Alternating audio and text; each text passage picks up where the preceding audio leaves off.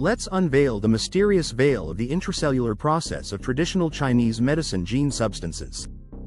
First, let's look at the liposome-mediated transgenesis method that directly introduces genes into intestinal epithelial cells. Look, taking mRNA as an example.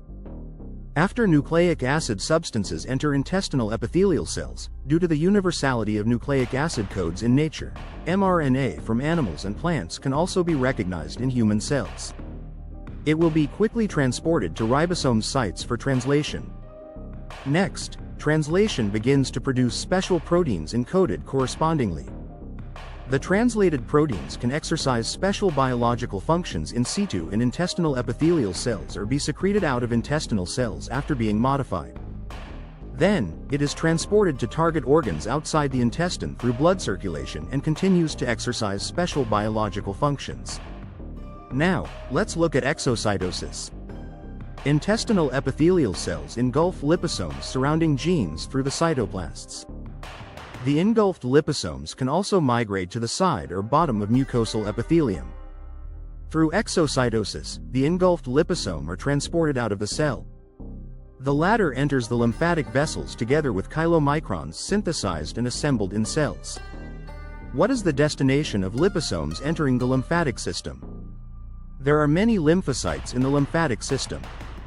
After liposomes enter, they quickly introduce the encapsulated genes into lymphocytes through liposome-mediated transgenesis.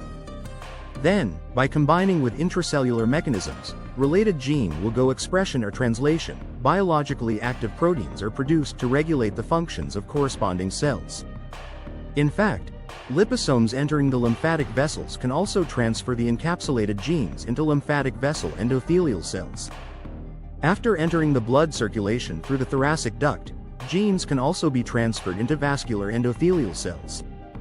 Liposomes entering the blood circulation can also come into contact with corresponding cells such as liver cells and spleen cells in organs with sinusoids. Gene substances can also be introduced into these cells.